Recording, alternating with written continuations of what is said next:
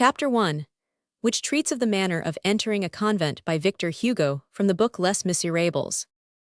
It was into this house that Jean Valjean had, as Fauchelevent expressed it, fallen from the sky. He had scaled the wall of the garden which formed the angle of the Rue Polonceau. That hymn of the angels which he had heard in the middle of the night was the nuns chanting matins. That hall, of which he had caught a glimpse in the gloom, was the chapel. That phantom which he had seen stretched on the ground was the sister who was making reparation.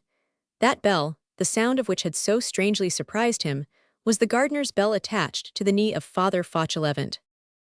Cosette once put to bed, Jean Valjean and Fauchelevent had, as we have already seen, supped on a glass of wine and a bit of cheese before a good, crackling fire.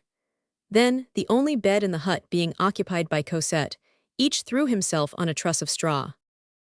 Before he shut his eyes, Jean Valjean said, "I must remain here henceforth." This remark trotted through Fauchelevent's head all night long. To tell the truth, neither of them slept. Jean Valjean, feeling that he was discovered, and that Javert was on his scent, understood that he and Cosette were lost if they returned to Paris. Then the new storm which had just burst upon him had stranded him in this cloister. Jean Valjean had henceforth but one thought, to remain there. Now, for an unfortunate man in his position, this convent was both the safest and the most dangerous of places. The most dangerous because, as no man might enter there if he were discovered, it was a flagrant offense, and Jean Valjean would find but one step intervening between the convent and prison. The safest because, if he could manage to get himself accepted there and remain there, who would ever seek him in such a place? To dwell in an impossible place was safety. On his side, Fauchelevent was cudgelling his brains. He began by declaring to himself that he understood nothing of the matter. How had Madeleine got there, when the walls were what they were? Cloister walls are not to be stepped over. How did he get there with a child? One cannot scale a perpendicular wall with a child in one's arms. Who was that child? Where did they both come from? Since Fauchelevent had lived in the convent, he had heard nothing of and he knew nothing of what had taken place there. Father Madeleine had an air which discouraged questions, and besides, Fauchelevent said to himself, "One does not question a saint." Madeleine had preserved all his prestige in Fauchelevent's eyes. Only, from some words which Jean Valjean had let fall, the gardener thought he could draw the inference that Madeleine had probably become bankrupt through the hard times, and that he was pursued by his creditors, or that he had compromised himself in some political affair and was in hiding, which last did not displease Fauchelevent, who, like many of our peasants of the north, had an old fund of Bonapartism about him. While in hiding, Madeleine had selected the convent as a refuge, and it was quite simple that he should wish to remain there. But the inexplicable point, to which Fauchelevent returned constantly, and over which he wearied his brain, was that Madeleine should be there, and that he should have that little girl with him. Fauchelevent saw them, touched them, spoke to them, and still did not believe it possible. The incomprehensible had just made its entrance into Fauchelevent's hut. Fauchelevent groped about amid conjectures and could see nothing clearly but this: Madeleine saved my life. This certainty alone was sufficient and decided his course. He said to himself, "It is my turn now." He added in his conscience, Madeleine did not stop to deliberate when it was a question of thrusting himself under the cart for the purpose of dragging me out. He made up his mind to save Madeleine. Nevertheless, he put many questions to himself and made himself divers replies. After what he did for me, would I save him if he were a thief? Just the same, if he were an assassin would I save him, just the same. Since he is a saint, shall I save him, just the same. But what a problem it was to manage, to have him remain in the convent. Fauchelevent did not recoil in the face of this almost chimerical undertaking. This poor peasant of Picardy without any other ladder than his self-devotion, his good will, and a little of that old rustic cunning, on this occasion enlisted in the service of a generous enterprise, undertook to scale the difficulties of the cloister and the steep escarpments of the Rule of Saint Benoit. Father Fauchelevent was an old man who had been an egoist all his life, and who, towards the end of his days, halt, infirm, with no interest left to him in the world, found it sweet to be grateful, and perceiving a generous action to be performed, flung himself upon it like a man, who at the moment when he is dying should find close to his hand a glass of good wine which he had never tasted, and should swallow it with avidity. We may add, that the air which he had breathed for many years in this convent had destroyed all personality in him, and had ended by rendering a good action of some kind absolutely necessary to him. So he took his resolve to devote himself to M. Madeleine. We have just called him a poor peasant of Picardy. That description is just but incomplete. At the point of this story which we have now reached, a little of Father Fauchelevent's physiology becomes useful. He was a peasant, but he had been a notary, which added trickery to his cunning and penetration to his ingenuousness. Having, through various causes, failed in his business, he had descended to the calling of a carter and a laborer. But in spite of oaths and lashings which horses seem to require, something of the notary had lingered in him. He had some natural wit, he talked good grammar, he conversed, which is a rare thing in a village, and the other peasants said of him, "He talks almost like a gentleman with a hat." Fauchelevent belonged, in fact, to that species, which the impertinent and flippant vocabulary of the last century qualified as demi-bourgeois, demi-lout, and which the metaphors showered by the château upon the thatched cottage ticketed in the pigeonhole of the plebeian.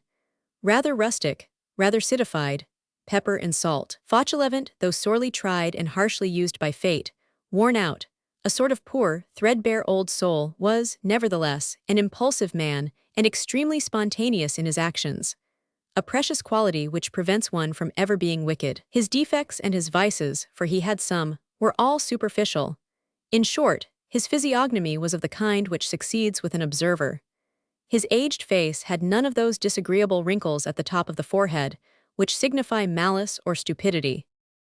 At daybreak, Father Fauchelevent opened his eyes, after having done an enormous deal of thinking, and beheld M. Madeleine seated on his truss of straw, and watching Cosette's slumbers.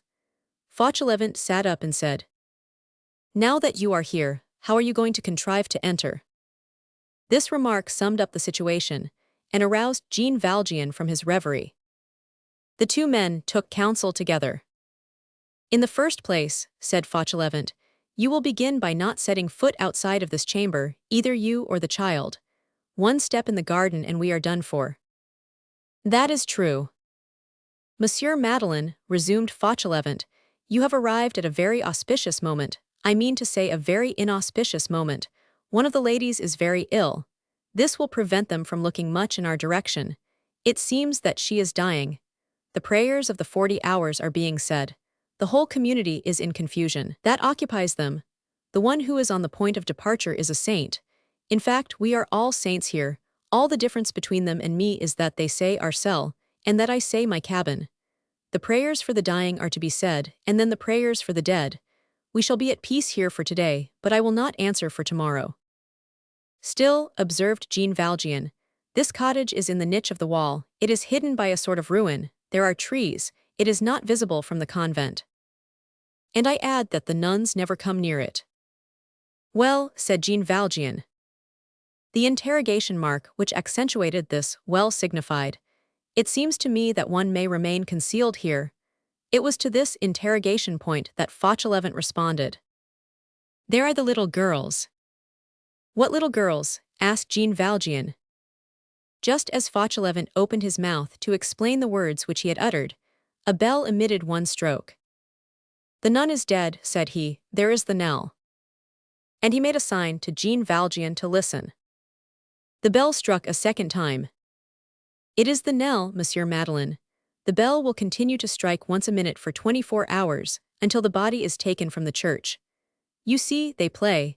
At recreation hours it suffices to have a ball roll aside, to send them all hither, in spite of prohibitions, to hunt and rummage for it all about here. Those cherubs are devils." "Who?" asked Jean Valjean. "The little girls. You would be very quickly discovered. They would shriek, 'Oh, a man, there is no danger today, there will be no recreation hour, the day will be entirely devoted to prayers.' You hear the bell. As I told you, a stroke each minute, it is the death knell." "I understand, Father Fauchelevent, there are pupils." And Jean Valjean thought to himself, "Here is Cosette's education already provided." Fauchelevent exclaimed, "Pardon, there are little girls indeed, and they would bawl around you. And they would rush off. To be a man here is to have the plague. You see how they fasten a bell to my paw as though I were a wild beast." Jean Valjean fell into more and more profound thought. "This convent would be our salvation," he murmured. Then he raised his voice. Yes, the difficulty is to remain here. No, said Fauchelevent, the difficulty is to get out. Jean Valjean felt the blood rush back to his heart. To get out. Yes, Monsieur Madeleine. In order to return here it is first necessary to get out. And after waiting until another stroke of the knell had sounded, Fauchelevent went on.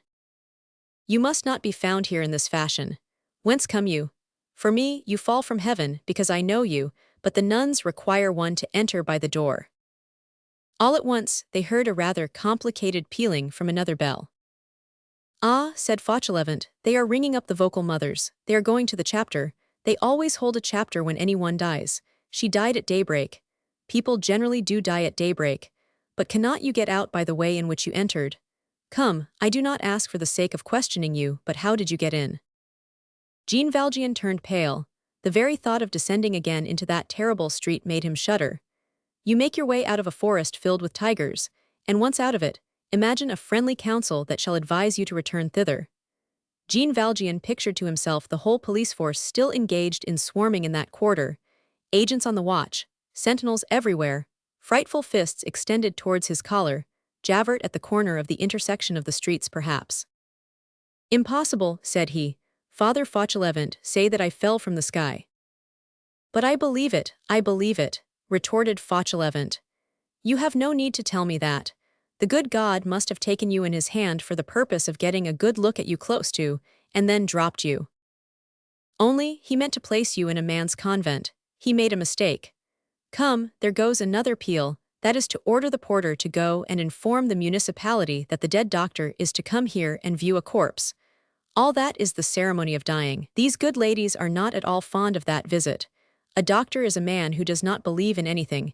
He lifts the veil. Sometimes he lifts something else too. How quickly they have had the doctor summoned this time. What is the matter? Your little one is still asleep. What is her name? Cosette. She is your daughter. You are her grandfather, that is. Yes. It will be easy enough for her to get out of here. I have my service door which opens on the courtyard. I knock. The porter opens. I have my vintage basket on my back. The child is in it. I go out. Father Fauchelevent goes out with his basket. That is perfectly natural.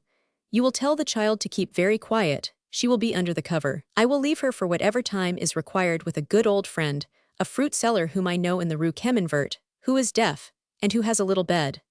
I will shout in the fruit seller's ear that she is a niece of mine, and that she is to keep her for me until tomorrow. Then the little one will re-enter with you, for I will contrive to have you re-enter. It must be done. But how will you manage to get out? Jean Valjean shook his head. No one must see me, the whole point lies there, Father Fauchelevent. Find some means of getting me out in a basket, under cover like Cosette. Fauchelevent scratched the lobe of his ear with the middle finger of his left hand, a sign of serious embarrassment. A third peal created a diversion. That is the dead doctor taking his departure, said Fauchelevent. He has taken a look and said, she is dead, that is well. When the doctor has signed the passport for paradise, the undertaker's company sends a coffin. If it is a mother, the mothers lay her out. If she is a sister, the sisters lay her out. After which I nail her up. That forms a part of my gardener's duty. A gardener is a bit of a grave digger.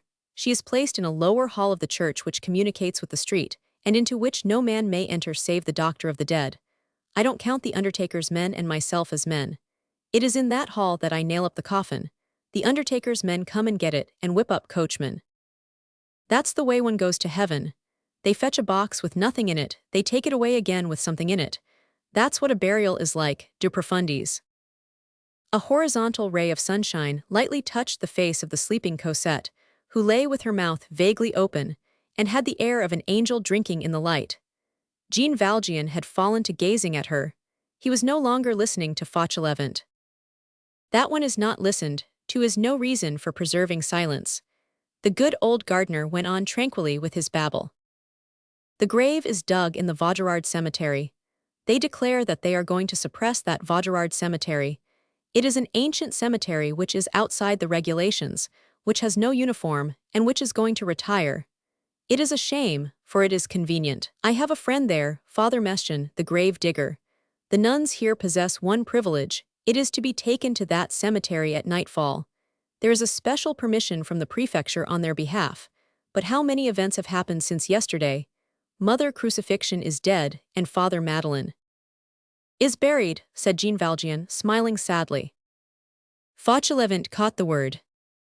Goodness, if you were here for good, it would be a real burial. A fourth peal burst out. Fauchelevent hastily detached the belled kneecap from its nail and buckled it on his knee again. This time it is for me. The mother prioress wants me. Good, now I am pricking myself on the tongue of my buckle. Monsieur Madeleine, don't stir from here and wait for me. Something new has come up. If you are hungry, there is wine, bread, and cheese. And he hastened out of the hut, crying, Coming, coming. Jean Valjean watched him hurrying across the garden as fast as his crooked leg would permit, casting a sidelong glance, by the way, on his melon patch. Less than 10 minutes later, Father Fauchelevent, whose bell put the nuns in his road to flight, tapped gently at a door and a gentle voice replied, Forever, forever, that is to say, enter.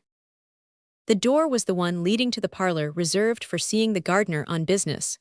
This parlor adjoined the chapter hall.